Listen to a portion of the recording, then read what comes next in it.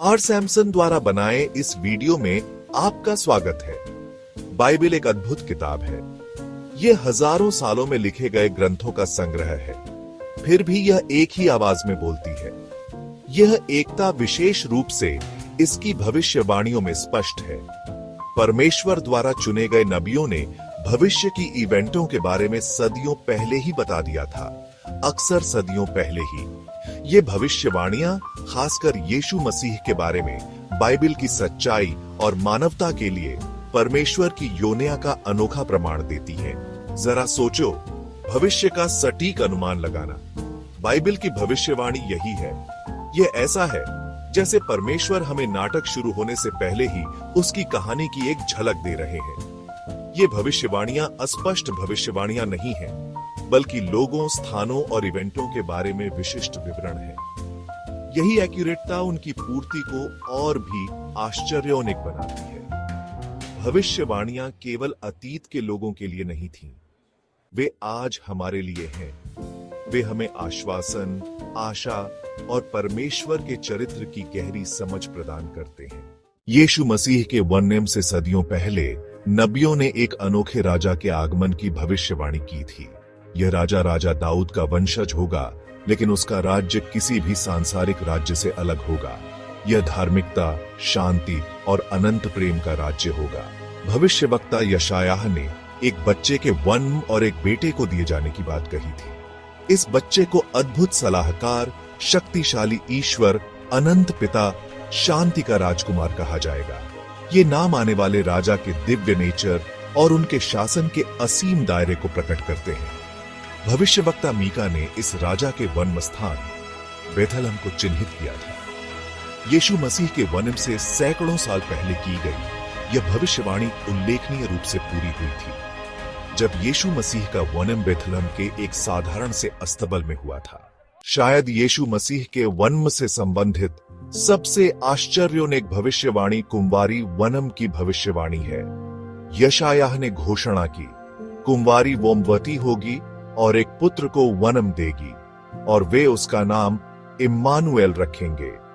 मानवीय मानकों से इम्पॉसिबल प्रतीत होने वाली यह भविष्यवाणी यीशु मसीह के वोमबाधान की दिव्य प्रकृति को रेखांकित करती है। मत्ती का सुसमाचार इस भविष्यवाणी की पूर्ति की पुष्टि करता है। यह मरियम की कहानी बताता है, जो एक कुंवारी थी जिसने चमत्कारिक रूप से पवित्र आत्मा की शक्ति से यीशु मसीह को गर्भ धारण किया था। इस घटना ने मानव इतिहास में परमेश्वर की सैतिकी, अविश्वसनीय योनिया के प्रकट होने की शुरुआत की। यीशु मसीह के जन्म के आसपास की इन भविष्यवाणियों की पूर्ति ईश्वर की सूक्ष्म योनिया और विश्वास योग्यता की ओर इशारा करती है। यह दर्शाता है कि ईश्वर नियंत्रण में है, पूरे इतिहास में अपने उद्देश्यों को पूरा कर रहा है। जहां भविष्यवाणियों ने यीशु को राजा के रूप में घोषित किया, वहीं उन्होंने उसके दुखों की भी भविष्यवाणी की।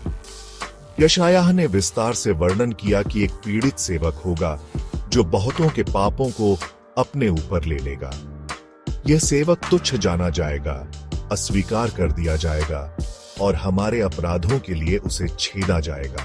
इन भविष्यवाणियों की पूर्ति यीशु को सूली पर असेंडेड आने में हुई। सुसमाचार के वृत्तांत बताते हैं कि कैसे यीशु को धोखा दिया गया, उसका मजाक उड़ाया गया, अजजपूर्ण तरीके से निंदा की गई और अंततः उसे सूली पर असेंडेडा दिया गया। उसने अकल्पनीय शारीरिक और भावनात्मक पीड़ा सही, मानवता के पापों के लिए अंतिम बलिदान बन गया। पीड़ित सेवक की भविष्यवाणी परमेश्वर के प्रेम की प्रोफाउंडिटी को प्रकट करती है। यह दर्शाता है कि स्वयं परमेश्वर यीशु मसीह के रूप में मानवता को अपने साथ रेकंसाइल करने के लिए दुख और मृत्यु सहने को तैयार था। भाग 5, पुनरुत्थान और हेवनारोहण। मृत्यु यीशु को बंदी नहीं बना सकी। भजन संहिता में लिखते हुए भविष्यवक्ता दाऊद ने भविष्यवाणी की थी कि परमेश्वर अपने पवित्र जन को कब्र में नहीं छोड़ेगा, जैसा कि भजन 16 पद 10 में कहा गया है। इस भविष्यवाणी ने यीशु के पुनरुत्थान को दर्शाया, एक ऐसी महत्वपूर्ण घटना जिसने उनके दावों को मान्यता दी और सभी विश्वासियों को आशा प्रदान की। सुसमाचार पुनरुत्थान की आश्चर्योन्वित इवेंटों का वर्णन करते हैं। अपने सूली पर असेंडने के तीसरे दिन यीशु मृतकों में से जी उठे। उन्होंने मृत्यु पर विजय प्राप्त की और पाप और कब्र पर अपनी शक्ति का प्रदर्शन किया। 40 दिनों तक अपने शिष्यों को दिखाई देने के बाद यीशु स्वर्ग में चढ़ गए, जैसा कि भजन 68 पद 18 में भविष्यवाणी की गई थी। यीशु का पुनरुत्थान और हेवनारोहण केवल ऐतिहासिक इवेंटें नहीं हैं, वे प्रत्येक विश्वासी के लिए गहरा सिग्निफिकेंस रखते हैं। वे हमें अनंत रोजवन का आश्वासन देते हैं, मृत्यु पर विजय प्रदान करते हैं और मसीह के साथ भविष्य के पुनर्मिलन की ओर इशारा करते हैं। भाग 6, यीशु की सर्वेंटाई में भविष्यवाणी की गूंज। यीशु की पूरी सांसारिक सर्वेंटाई में हम पुराने नियम की भविष्यवाणियों की गूंज देखते हैं। उनके चमत्कारी उपचारों ने यशायाह की क्रिस्टा की भविष्यवाणी के साथ प्रतिध्वनित किया, जो बीमारों को चंगा करेगा। यशायाह 35 5 से 6। गरीबों और हाशिए पर रहने वालों के लिए उनकी करुणा ने यशायाह की उस व्यक्ति की भविष्यवाणी को प्रतिध्वनित किया, जो गरीबों के लिए खुशखबरी लाएगा और दीनों को मुक्त करेगा। यशायाह 61:1। यीशु ने स्वयं अपने रोजवन और सर्वेंटाई में भविष्यवाणी की पूर्ति को स्वीकार किया। जब वह एक गधे पर सवार होकर यरूशलेम में सवार हुआ, तो उसने जानबूझकर जकरियाह की इस तरह आने वाले विनम्र राजा के बारे में भविष्यवाणी को पूरा किया। जकरियाह 9:9। यीशु के रोजवन और सर्वेंटाई में भविष्यवाणी की ये गूंज उनकी पहचान को वादा किए गए क्रिस्टा के रूप में और मजबूत करती है। उनके कार्य दया के यादृच्छिक कार्य नहीं थे, बल्कि ईश्वर की प्रीडिटरमेंट नियोजित योनिया की उद्देश्यपूर्ण पूर्ति थे। भाग 7, अंत समय के लिए भविष्यवाणियां। बाइबल में केवल यीशु के पहले आगमन के बारे में भविष्यवाणियां नहीं हैं, यह उनके दूसरे आगमन और अंत समय के बारे में भी बताता है। उदाहरण के लिए दानियेल की भविष्यवाणियां भविष्य की इवेंटों की झलक पेश करती है, जिसमें क्लेश का समय भी शामिल है, जिसके बाद परमेश्वर के शाश्वत राज्य की स्थापना होगी। दानियेल 7:13 से 14। यीशु ने स्वयं अंत समय के बारे में बात की, भविष्य के धोखे, युद्धों और प्राकृतिक आवर्षों की चेतावनी दी। हालांकि उन्होंने आशा का संदेश भी दिया, अपने अनुयायियों को आश्वासन दिया कि वह अपने राज्य की स्थापना के लिए वापस आएगा और रोजवितों और मृतकों का न्याय करेगा। मत्ती 24:4 से 31। ये भविष्यवाणियां हालांकि अक्सर जटिल होती हैं और विभिन्न व्याख्याओं के अधीन होती है, भविष्य की एक झलक पेश करती है और हमें इस दुनिया की क्षणभंगुर प्रकृति की याद दिलाती है।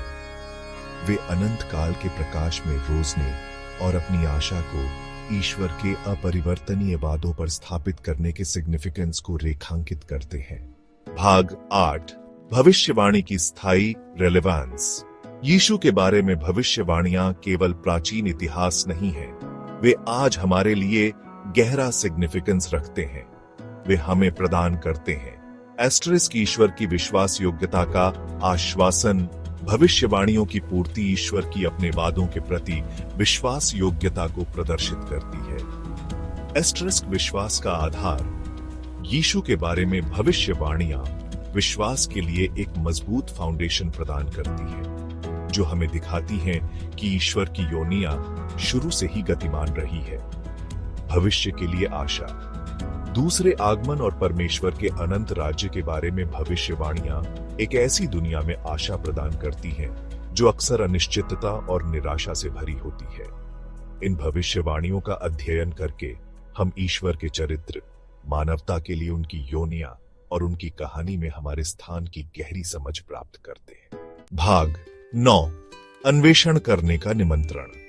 इस वीडियो ने बाइबल की भविष्यवाणी के विशाल और आकर्षक विषय, विशेष रूप से यीशु मसीह से संबंधित विषय की सतह को केवल खरोंचा है। मैं आपको इस विषय में प्रोफाउंडी से उतरने के लिए प्रोत्साहित करता हूं। स्वयं के लिए शास्त्रों का अन्वेषण करें। जैसे जैसे आप इन भविष्यवाणियों का अध्ययन करेंगे, आप ईश्वर की योनिया के आश्चर्य और मानवता के लिए उनके अविश्वसनीय प्रेम से विस्मित हो सकते हैं। आप अपने विश्वास को मजबूत पा सकते हैं, आपकी आशा नए सिरे से जागृत हो सकती है और आपका हृदय उस गौरवशाली भविष्य की प्रत्याशा से भर सकता है जो सभी विश्वासियों का इंतजार कर रहा है। यह वीडियो आपको कैसा लगा कमेंट में प्रेज द लॉर्ड लिखकर बताइए।